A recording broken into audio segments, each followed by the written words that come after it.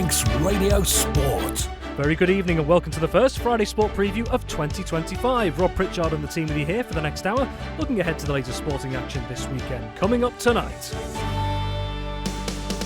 the two Division 2 title rivals will meet in a potentially pivotal clash as one of the headline ties in this weekend's Isle of Man football fixtures. Keep believing and results will come. That's the message from FC Isle of Man's manager as he looks ahead to the task of staying in playoff contention this year. In rugby, Douglas are back at home with a daunting task against the Regional 2 North West leaders, and this weekend is due to see the start of the 2025 Isle of Man hockey season. That is all to come this evening.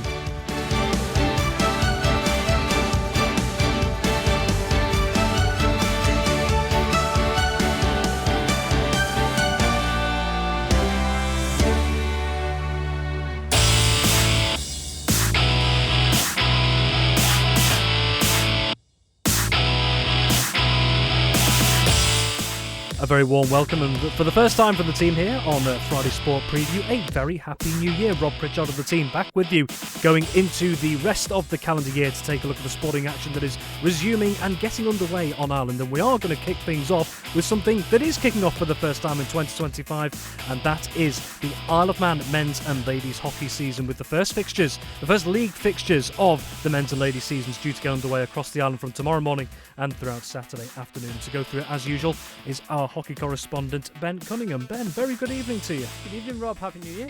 And Happy New Year to you too. Well, I think it's fair to say the entire island has not been immune to the weather that has been affecting so many things, caused a lot of disruption, particularly to the likes of travel and so on. And actually, we were speaking off air just before this programme started. We have actually had a bit of an update, haven't we, in terms of the hockey this weekend? Yeah, so in the last few minutes, we've just had an update from the MSR, and that's just to confirm that all hockey pitches are closed until 11 a.m.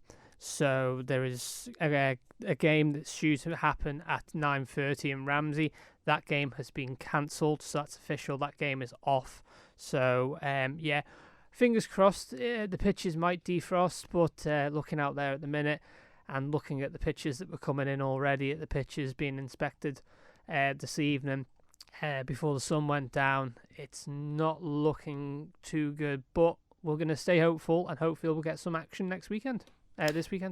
Indeed. And so before we look at the fixtures, just if you haven't heard already, there is currently a yellow weather warning for ice in place across the Isle of Man until 10 a.m. Tomorrow morning. Road surface temperatures over higher ground will remain close to freezing, with a continuing risk of ice.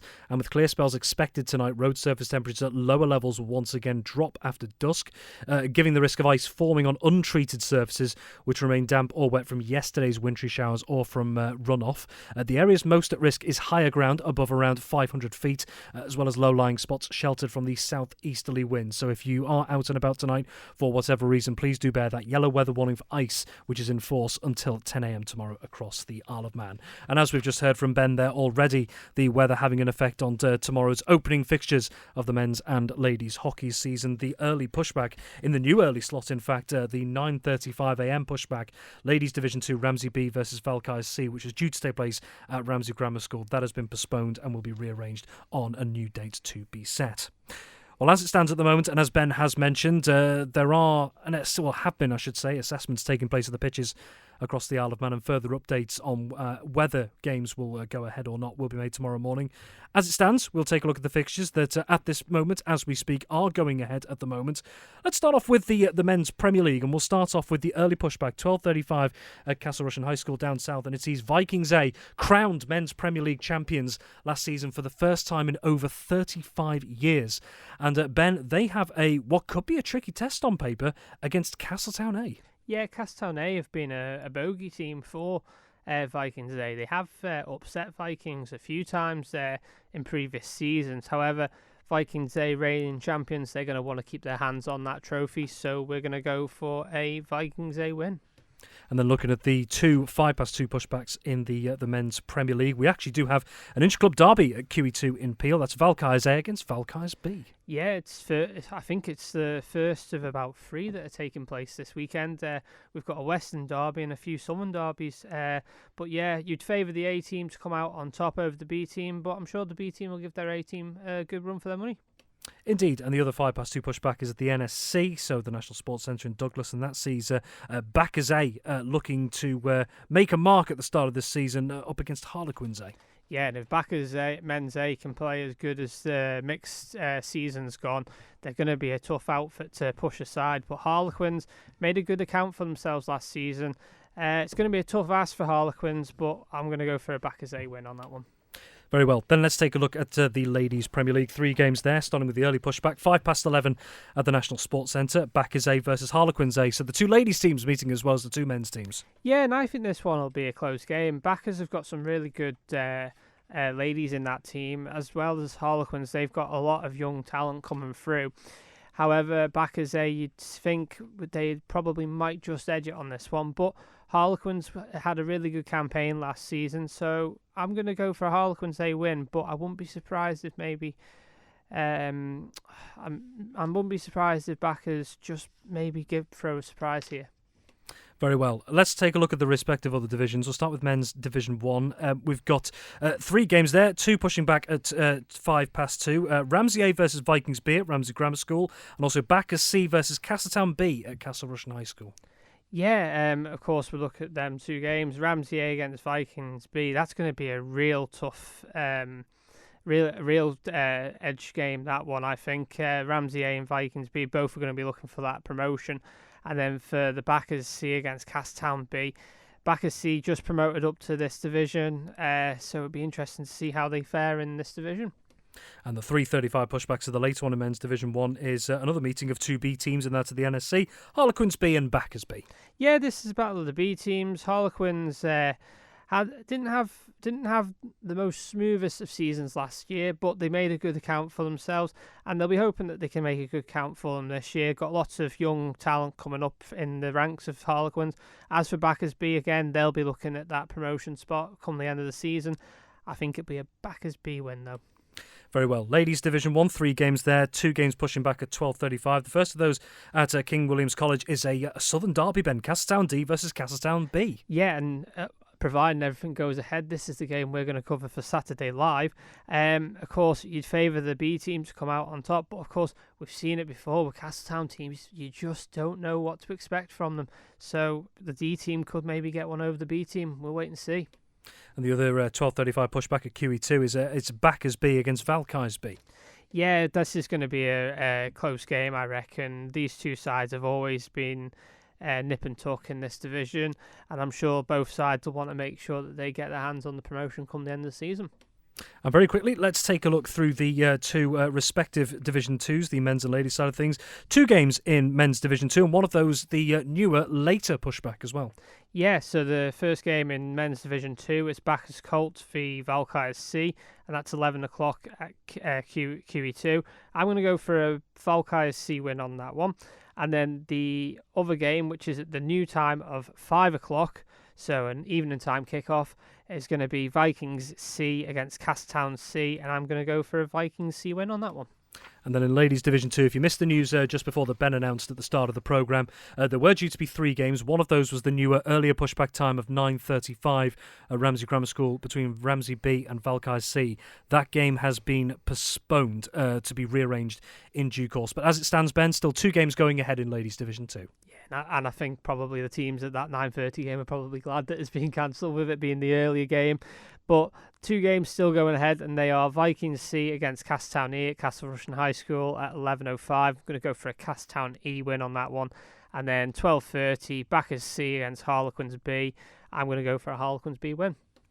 And last but certainly not least, a division that is in fact continuing from the mixed campaign as well. A very hotly contested league over the last couple of seasons. The mixed under-15s league. We've got 3 games there this weekend, Ben, all pushing back at the slightly later times of 3:35. Yeah, all at 3:35. And the first one's Valkyries against Harlequins at QE2.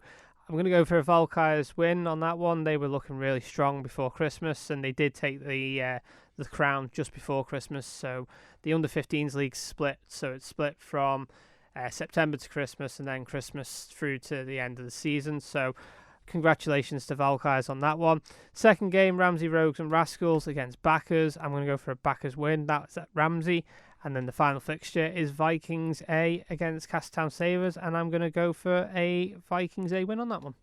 Very well. Well, that's a look at the latest league fixtures. A reminder, if you are just joining us on Friday Sport Preview as well, and you are interested in what's going to be going on in hockey tomorrow, just with the note, of course, that with the ongoing cold weather expected to be running into the later hours of this evening and possibly into tomorrow morning, that currently, as of this afternoon, hockey pitches across the Isle of Man were frozen, and there will be further inspections and a further decision made tomorrow morning. Pitches are closed until at least 11 a.m, which means that the earlier pushback of 9:35 in Ladies Division 2 up at Ramsey Grammar School has now been postponed and will be rearranged in due course. But Ben, very quickly before we move things on, just looking at the wider side of things as well, coming into the start of this year, we also had another of the Isle of Man's national teams in action as well. The under-14 girls played away at Timperley. Sadly, a late defeat for them. A goal in the final 7 minutes saw them suffer a 1-0 loss at the hands of Timperley. But just looking at some of the comments from the coach, Sam Franklin, as well, a really positive outlook, and the team really being praised for their efforts in such a difficult game. Absolutely. They made such a really good account for themselves, and they represented the island with so much passion and energy. It was heartbreak when that goal went in at the end. I know from speaking to a couple of people that they've said that when the full-time whistle went, there was tears from the girls because they were devastated because they put in such an effort. And you can imagine just how the emotions were and that. But heads up, guys, you did so well, and we couldn't have asked for anything more. Absolutely. Well, Ben, thank you very much indeed. Manx Radio Sport. Well, we're going to be turning our attention to the footballing side of things now, and starting with the local scene where league fixtures are due to be taking place once again from tomorrow after the spotlight was firmly on cup action, specifically the ECAP FA Cup last weekend. So it was goals galore in plenty of games across the respective divisions. Our football correspondent Tony Mepham will be joining us in just a couple of moments. But first off, we're going to get a more direct perspective from what's happening up in the north of the island. They are the defending champions of the Canada Life Men's Premier League. They've got a big battle on their hands at the moment, but already 2 pieces of silverware since before the start of the season. They were victorious in the Ballafletcher Charity Shield before the competitive campaigns got underway, and right at the end of 2024 as well, winning the 2024 Plum Properties Railway Cup in a rather dramatic late win over Westerners Peel, who they're locked in a title race with. Well, we're delighted to be joined this evening once again by Ayre United first team manager Nick. Nick, very good evening. Evening, how are you? Very well, thanks, and thank you very much for joining us on this cold and blustery evening once again. So, Nick, we're going to get straight down to it. The last time we caught up with you is before the season started. That's a fair few months back now. You've already got a couple of trophies in the cabinet this campaign. How would you summarise your side's season so far going into this second half of the campaign? We've had a good first half of the season, as you say, a good start with the Charity Shield, which was a good game against Russian, always a close tie against them. And we've sort of built off the back of that. We've managed to sort of continue to stay in touch at the top of the table throughout the first half. And then obviously just before Christmas, a massive achievement from the lads and the club to, not only get to a Railway Cup final, but to manage to just push it over the line against a really good young Peel side. And one of the things that has been noticed maybe by a couple of people over the last couple of weeks is you have been run close in quite a few games as well. I mean, a few weeks ago where you went 3-0 down against Moran at the bottom of the Premier League, managed to fight back to win 4-3 as well. You were held to a couple of draws. I think St John's United and Onken managed to take a point or so off you. So by your side's high standards, it seemed like a tiny bit of a dip, if anything. What did you think of those games and maybe what wasn't quite clicking in those moments? I think we've been quite consistent throughout the season, to be honest. I think what people don't realise is United only have quite a small pool of players to pick from. If you compare ourselves to Peel have like 86 players signed on as seniors, whereas Ayre United only have 56, which is quite a big difference. So we've been struggling over the last 3 seasons. We've lost, some good influential players like Sir Harry Weatherall, George Rowlandson, Christian Penswick, Louis Morris, just to name a few, which would certainly go straight into our first team. So everyone thinks it's rosy from the outside and maybe we're just sort of slipping up or a dip in form, but we have actually been struggling with numbers and of course you get injuries. We've lost Johnny Shields now for a couple of months. He got injured in the Railway Cup final. So we're just not a big club. We're a small club with not many players to pick from. So it becomes quite difficult. And then, like you say, that's where the sort of mistakes or mishaps come in when you're putting other players in that are not quite used to sort of playing with each other. But like I say, we've done tremendous to, not only weather being 3-0 down against Marown and coming back and winning, but, we're still undefeated, which is pretty amazing from our point of view. And that is the point there. So for context for those listening who don't know, Ayre United, they're second in the table at the moment, 3 points behind Peel, but with the game in hand and are undefeated in the league so far, 9 wins and 4 draws from their first 13 games so far. But Nick, just come back to your point there about maybe having a smaller pool of players to work with over at Ayre United. But when you compare it, like you say, to other clubs across the island, you've got that smaller pool of players, but week in, week out, there's a first team and combination team going out for Peel, for Ayre United, as well. What do you think that says about the commitment of those who are involved with the club? Oh, it's amazing. There's quite a few of the veterans that come in and play for the combi and help us out, and the lads do, rally around and do their best to put a fixture on. Especially, I mean, it's not really the first team that's in question, is it? Because they get the first pick of the players. It's more the combi games, and there's nothing more frustrating for lads that play in the combi and look forward to a game all week, and then a team can't feel the team, and it's quite disappointing. So, yeah, the lads are brilliant to rally together and just literally get a team together and get the game played. So it's a credit to the club again to be able to do that. And just one final question before we let you go. We know you're busy this evening, so looking ahead to this weekend, a game up against third place Corinthians as well, who've had a strong season so far, just 3 points behind yourselves. You will end up meeting in the ECAP FA Cup first round proper in a few weeks' time, but how stern a test are you expecting against this Corinthians team this weekend? Yeah, it's going to be a stern test. I mean, Corinthians are third in the table, like you rightly say. They've earned that spot. You're not up there for through luck or anything. But back to our lads. The team we've got is strong. We played Onken last week in the cup, and we really bounced on from the Railway Cup when the lads were full of confidence. We were 6-0 up at half time, and playing probably the best football we've played of the season. So. We'll go into it confidently, but we'll also respect them, and rightly so. But if we play to how we can play, then we should be okay, hopefully. Well, Nick, thanks very much for your time again this evening, and all the best for the weekend and the rest of the season. Yeah, no problem. Thanks very much. That is Nick Hurt, first team manager of Ayre United, going into this weekend's fixtures. Well, we're now joined by our football correspondent, Tony Mepham. Tony, very good evening. You've managed to make it here. I have a bit of a trip in from Kirkmichael, a bit slippy, and be careful out there. But roads are treacherous, to be honest with you, in places. And I've had one or two text messages through, Rob. Just is it true that the fixtures are going to be cancelled on block tomorrow? At the moment, there's no decision being made, and I think probably we'll leave it till 10 o'clock in the morning. The reason why is give the weather better tomorrow, late morning, early afternoon, and certainly a lot of the pitches at the moment are what I call crispy on top, with the crunching of ice and things like that. But we will take into account what the police advise for travelling. That is key. So if that is a severe warning to people to stay off the roads and that tomorrow, then that will probably point us in the right direction where we need to go. But at the moment, all the games are on but one. One has succumbed to the weather already, and that's in combination one. That's Onken against Union Mills up at Onken Park. That game is already off. Okay, Tony, thanks very much. So, yeah, just a reminder, if you missed that just a second ago, Onken versus Union Mills, Canada Life Combination 1, that game has been postponed. But as it stands at the moment, all other games on Saturday going ahead as planned. And, of course, the FA will keep everyone posted regards to any changes, should there be.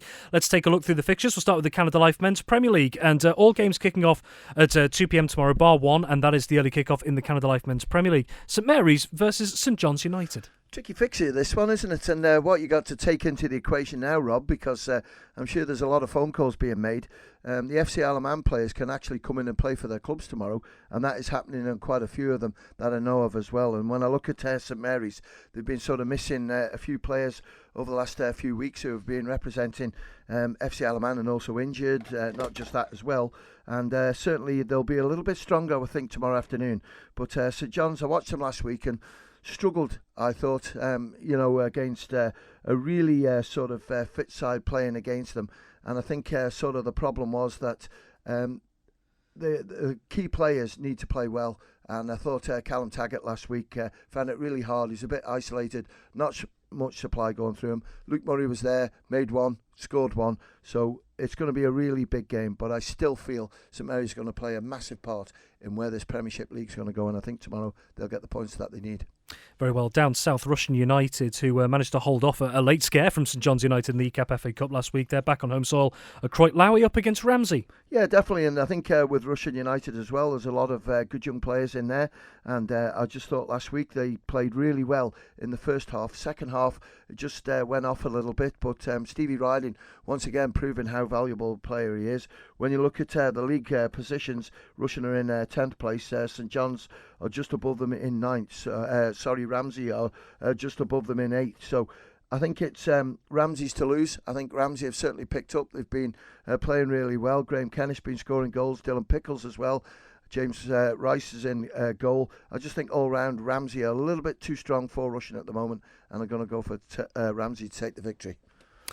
Very well then, Billy Goat Parker, a mid-table fixture as it stands between Foxdale and Laxey. Yeah, and I think with Laxey I wouldn't say critical of them, but I think the performances have been a little bit below par because I still say that on paper, when they play well, Laxey are the strongest team in the league. I just feel that they've got a lot of good young players there. Only just lost out 4-3 to Peel last Well, exactly, weekend. And that's the one I'm going to, because when you look at that, they were trailing, 4-1 at one stage, and then 2 goals towards the end for Laxey made it, a scoreline that looked a better performance, and I think Johnny Palmer has to take something from that. But, Peel are a very difficult team to beat as well, but I just feel certainly Laxey will be a little bit too strong for Foxdale. Depends how the pitch is, because I know they've been trying to cut the grass. Whether they've got on that, I'm not too sure. Certainly not this week anyway.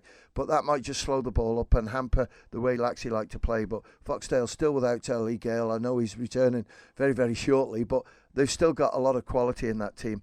But I don't think it'll be a good day for them, and I'm going to go for Laxey to win. Very well, and then over to Gary Moore and Union Mills, Tony, who after a great start to the season had a bit of a dip, but you've been impressed, I know, by their form and their performances in recent weeks, coming up against an Onken team that might still be smarting just a little bit after that reality check, if you like, at home to Ayre United in the FA Cup last weekend. Yeah, I think the way to suss it out with Union Mills is if the manager's smiling, that's Ryan Kelly, then they're doing really well, because he does take it personally when they don't win or if they drop points or whatever. And yeah, as you rightly say, great start to them, but I think they're back in that form that they had at the start of the season. But Onken have been battling well. I know they've had a couple of sort of defeats that really could have done better, but I'm sure they'll just keep the pressure on, keep it going at Union Mills. But I wouldn't want to face Union Mills at the moment. I think they're in good form. Jordan Crawley, one of them. Jack Murray, fantastic. Congratulations on your player of the, round in the FA Cup. But Union Mills at the moment flying, and I think they'll win. Very well, and then a big meeting, this one, a big meeting in the grand scheme of the table. It's a meeting of third versus second. So Ayre United, who we heard from their first team manager just before, undefeated in the league with a game in hand and 3 points behind Peel at the top. They've got themselves a tough task by the looks of it over at Ballafletcher, up against a Corinthians team sitting in third and only 3 points behind Ayre United, Tony. And worth mentioning as well, Corinthians, should they win by 3 or more this weekend against the Northers, they would actually go above them into second. Yeah, it is. And, when you look at Nick Hurt and just listening to him and the players that are injured at the moment and the players that they're missing from, a year, 2 years ago.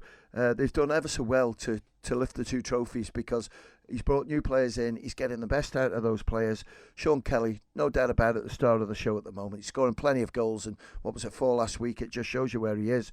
Jamie Callister's holding it all together at the back, and Cameron Dorr is earning his place. He's playing really well in that forward line. But Johnny Shields, that's a massive loss, and I saw Johnny's ankle after the final, and it wasn't in a good shape, but hopefully he'll bounce back very soon. But when I look at Corinthians, I've got the squad in front of me here, and I won't sort of give too much away, but I'm going to give one away, and Sean Doyle will play for the first team tomorrow, and I wouldn't be surprised if possibly there might be another one in there, but the bulk of the team is still there, and at the moment you wouldn't want to play against Dan Simpson because he's absolutely flying. Paul Jones, if you're listening, he's not doing very well at the moment, so just leave him with us. So I've got to stay with that one. But when you look at João Marquez as well, has done really well. Declan Blake has been absolutely fantastic, and just right the way through. And Jack Corran's done really well in goal because Matthew Quirk is injured. This is a tough ask, but I just think with Johnny Shields not playing there, I know they got Harry Best and Declan Cummins there. I'm going to go for Corinthians to win. Very well, and last but certainly not least in the Canada Life Men's Premier League, before we move on, it is Peel, the league leaders, on 34 points after 14 games, and they're going to be at home to a St George's side who are sitting second from bottom on 8 points at the moment, 2 points behind Onken just above them, but with a game in hand on Onken. Yeah, and it's all a bit of a pressure job, isn't it, for St George's, Rob, at the bottom of the table. But, when you look at recent performances, they've done pretty good. Peel, I was trying to get an insight from Rhys Oates today, but he wasn't giving me the team, so I don't know what's going on there, and disappointed with him. I wanted a bit of a scoop. But again, Thomas Brown, he's the one to look out for in the final. Unfortunately, it didn't quite happen for them. But there's 1 or 2 players who've been away skiing. They should be back in the squad. I think they're back on the island, so that might make them a little bit stronger. Matthew Woods is so important in that team, the experience he's got there as well. And Dan Pickering, he brings something to it. And when you look at Taylor Andrews on that left-hand side or right-hand side, wherever he plays, caused a few problems. But if Rhys and Thomas get on the game tomorrow, I think St George is in for a tough afternoon, so you have to go with the league leaders, Peel, to take the points. Very well, and just before we take a quick break and then come back to these things as well, when we're talking about the top of the table, Peel 34 points, Ayre United 31 points, Corinthians 28 points, St Mary's now in 4th on 25, just ahead of Laxey on goal difference. Sneaking in there, St Mary's at the moment. Absolutely, and I did warn you in sort of November, December, when I just saw that the players that they got in there, and they're certainly a strong team, and Alex Harrison will be looking tomorrow to sort of pose a statement, if you like, with a good win against St John's. But it's great to see, Rob, and when you go back, some people still knock FC Isle of Man, and there's a lot of people like there who praise FC Isle of Man. We always knew that this league was going to equal up a little bit with FC Isle of Man taking sort of players from the top teams, and this is a great battle because normally we're talking about, say, St George's or maybe Corinthians so many points ahead. At the moment, when you look at Peel, Corinthians, St Mary's and Laxey, there's only 9 points between them, and some of them have played games less. So it's tremendous to see, and what a final run-in we're going to have to the end of the season. With coming up to 2/3 of the way through, it's looking good. Tony, thank you very much. We'll be back with you in just a couple of moments to take a look at what's going on in the other divisions. When we come back, we're going to be taking a look at what could be a huge weekend in Division 2 and looking across the combination leagues as well. We'll be back in just a few moments. Don't go away. Manx Radio Sport.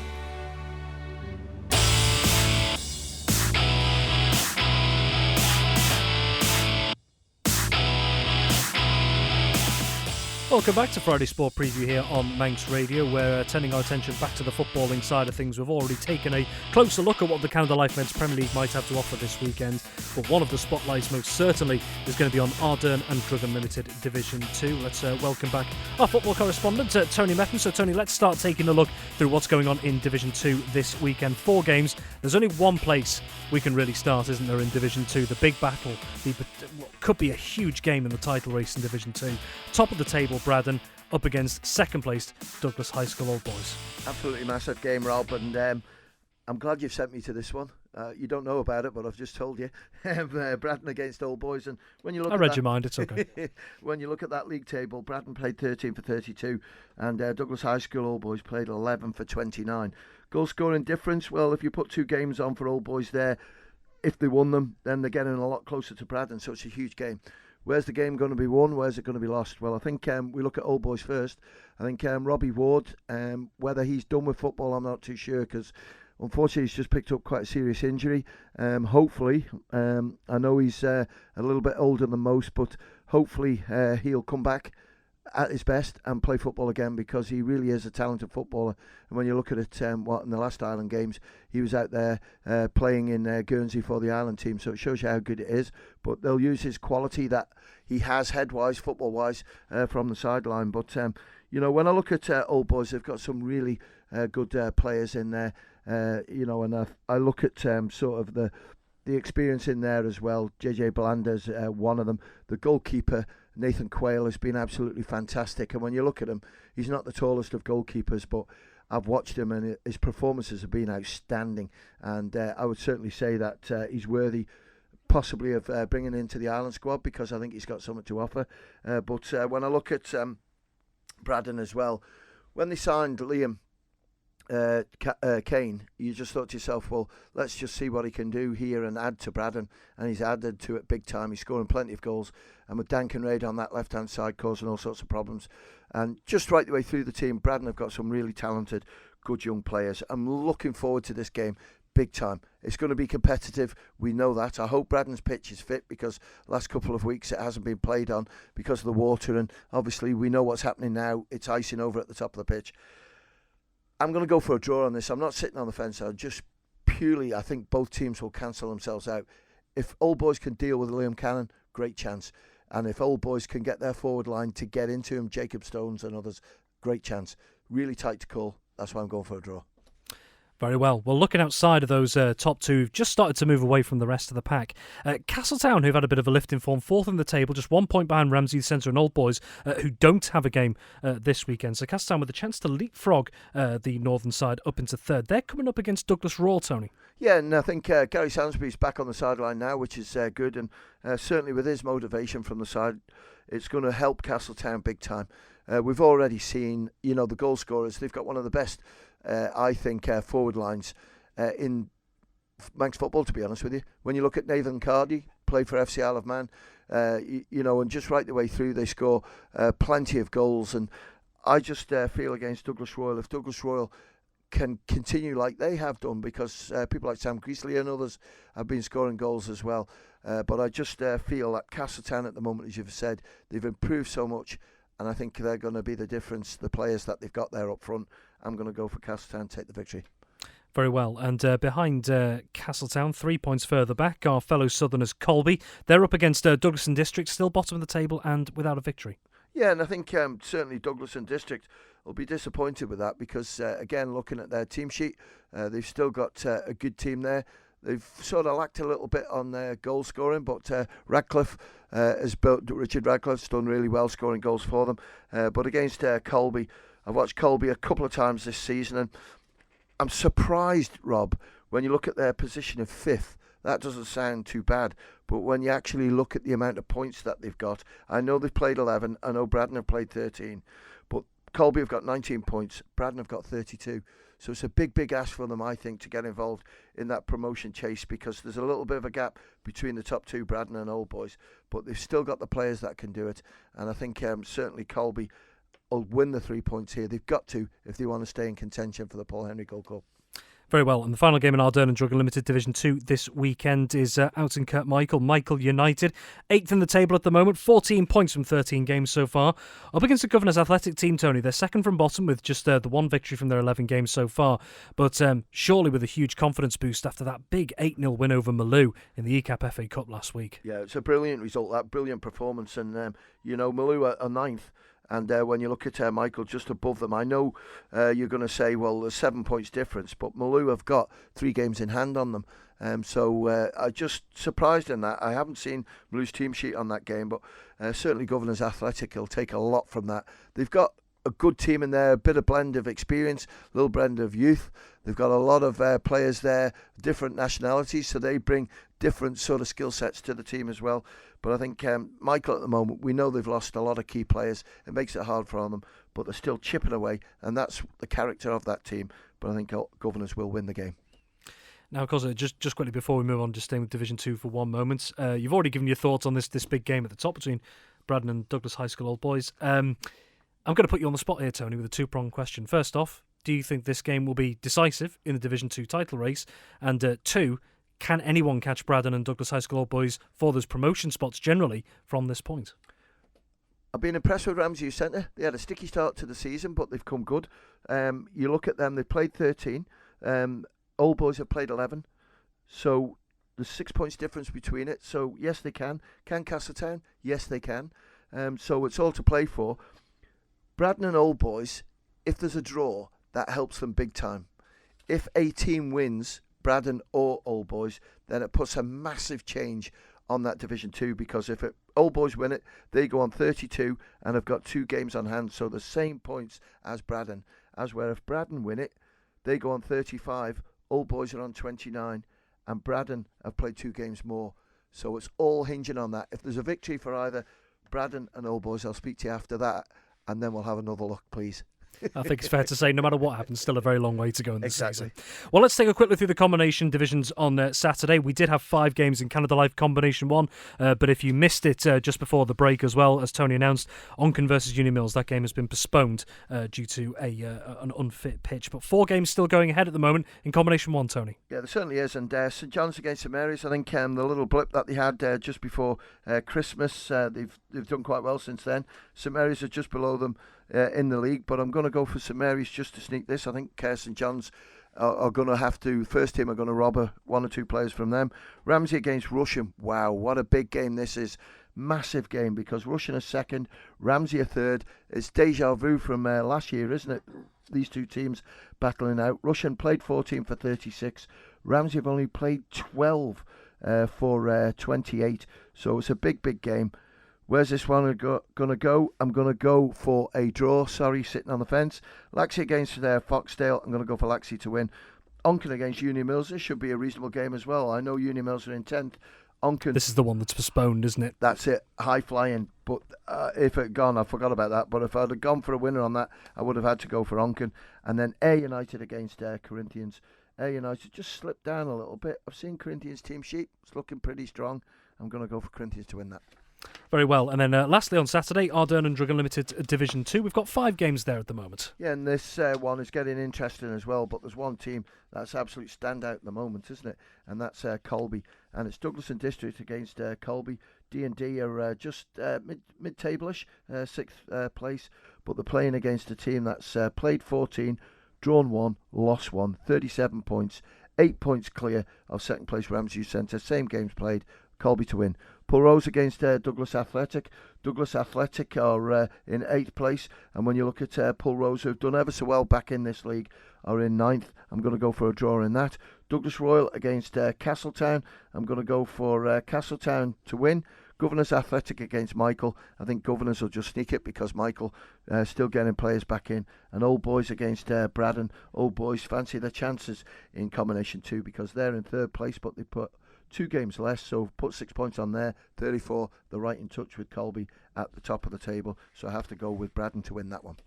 Very well, that's Saturday's fixtures, and very quickly we'll take a look at Sunday as well. 2 games planned in the Canada Life Women's Floodlit Cup 7-a-side. Before we actually take a look at those, congratulations to Maloo Women, B Division champions from the latest set of fixtures. These 2 games coming in the A Division on Sunday. Yeah, it is, and you look at the top of the league table on this one. I think Maloo have near enough won it. The reason why I say that, I think Peel have to win by 4 clear goals. I'll check on that one. But well done to Maloo last week winning the B Division. Absolutely brilliant. And it looks like AC Maloo, which is the first team, if they can hold it together against Peel, could win it. But Peel have got some good players in there. And then the other one, Corinthians against Onken.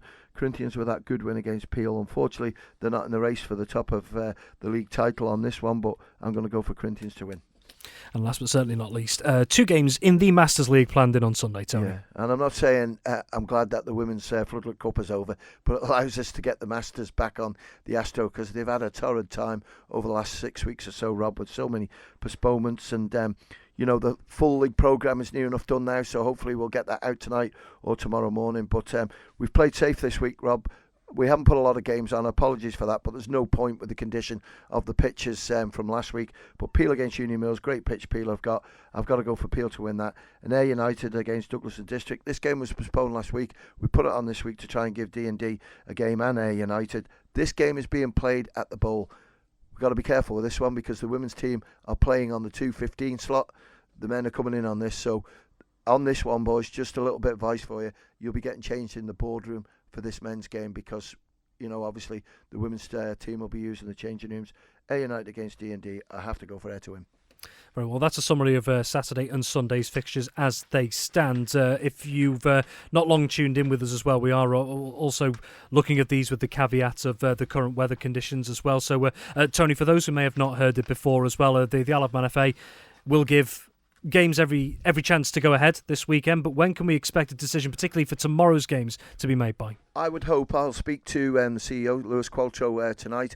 I'm not too sure he's on duty tomorrow, but if we can sort of man the office a little bit earlier, maybe about 20 to 10, then I would hope to have the information, Rob, to you by 5 to 10, so we can get it on the 10 o'clock news. But the plan at the moment, it's a full programme. The weather forecast is better for tomorrow afternoon, but paramount to the decision will be the safety of the travelling of the players. So we need to take that into consideration. So give us a little bit of time. Luckily, I think everyone will be huddled up in their own home tonight with the warmth, and they won't be out drinking. But unfortunately, we can't make that decision now. We just need to give the opportunity of those games tomorrow every chance of getting played. Tony Mepham, thank you very much in the meantime. So yes, just a reminder there that with all the footballing fixtures planned on Saturday and Sunday, there will be further checks and decisions to be made overnight and into tomorrow morning as well.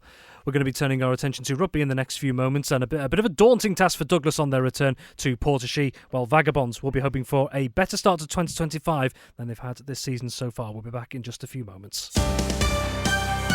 Manx Radio Sport. At the first store, the bowls were too small. No good for my porridge, Goldilocks thought. At the second store, the chairs were too hard and uncomfortable. But at the third store, the beds were so comfy. That's because she was in Millie Chaps of Ramsey, where everything is just perfect. Right now, find bargains across every department at the Millie Chaps winter sale, including carpets, flooring, sofas and dining. Plus amazing stressless bedroom furniture and accessories. Don't miss the Millie Chaps winter sale. Good choice, Goldilocks. Over 50, retired, or thinking about it, the Manx Retirement Association could be for you. Our programme of events includes monthly lunches, coffee mornings, visits to places of interest, indoor bowling, stretch and flex sessions, regular walks, whist, rummy cub and mahjong, a tech group and much more. Whatever you choose, it's a great opportunity to meet lots of people and make new friends. Call us on 817-007 or see our Facebook page. The Manx Retirement Association, retiring from work but not from living. I began to struggle with the stairs, but I didn't want to leave our family home. So my daughter told me about Acorn Stairlifts and their new showroom in Douglas. I was able to try the stairlifts and find the right one for me and the home I love. They were so friendly. The whole process was hassle-free and they offered the whole package from installation to servicing. Choose the island's first choice for stairlifts. Acorn Stairlifts, South Quay, Douglas. Call Acorn Stairlifts now on 672 414 or call into our Douglas showroom.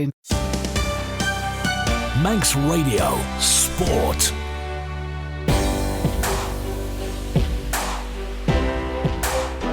Well, finally this evening we're going to be turning our attention to rugby, and Douglas are going to be returning to home soil, looking to maybe avenge defeat in their first game of 2025, but they're certainly going to have a tough task on their hands, on paper at least, to try and come away with maximum points this weekend. Meanwhile, Vagabonds men, after their opening game of the new calendar year was postponed last time out at Ashton-under-Lyne, will be looking for better fortunes when they return to Ballafletcher on Saturday afternoon. To go through things as ever with us is our rugby correspondent Dave Christian. Dave, first of all, Happy New Year. Happy New Year indeed. Good to be back. Excellent. Well, let's take a look at the fixtures then, shall we? And we'll start with Regional 2 Northwest, and Douglas going to be back on home soil. In fact, just before we get to any specifics, like we have looked at with the football and hockey side of things, obviously the weather seems to be an overarching concern when it comes to sport on the island this weekend and some of the uncertainties. So from a rugby standpoint, where are we at the moment? Yeah, it's. I feel for Tony's pain, to be quite honest, Rob. It's very difficult until really everybody gets up tomorrow morning and we have some early pitch inspections to see what happens. Rising temperatures, we've got a nice stiff breeze coming in from the east. All those things will help prevent pitches from freezing too much. Touch wood, who knows. But at the moment, everything's going ahead as planned. We've got options for Douglas and Vagabonds. They've backup grounds arranged. So I think Douglas have an option to play at Ballafletcher at 4 o'clock under the lights if need be. I think Sandbach, Douglas's opposition, I think are staying overnight, which makes life a little bit more flexible for them. If Portishee's frozen, then Portishee's in a little bit of shelter around there. It's surrounded by trees, and that may be a problem for them. It's not going to get the breeze that may help the freeze overnight. Vagabonds of Ballafletcher, probably not playable right now, but give it overnight and get the, I call it the oversoil heating on first thing in the morning, get the sun out on it. It'll catch it all up there. It's quite exposed, and I'm reasonably confident. When talking to Rob Martin of Vagabonds this afternoon anyway, I said you'll be okay, that Ballafletcher should be fit for 2 o'clock kickoff. Back up for Vagabonds, they're potentially looking at Southern Nomads. Oral are coming in on a plane. They arrive at 12 o'clock lunchtime, and I think they're on the 6 o'clock back out to Manchester.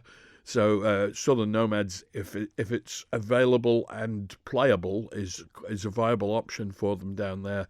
At Ramsey, there is a friendly up. It's Ramsey against Southern Nomads tomorrow, 15 aside. That pitch up there should be okay, but Ramsey are kicking off at 2:15, and the floodlights are out of commission at the Merrick Park right now. So they're kind of fixed with getting the game done before dark. So there's a very narrow window, and Oral aren't going to be able to make it from the airport to Ramsey and play the game before 2:15.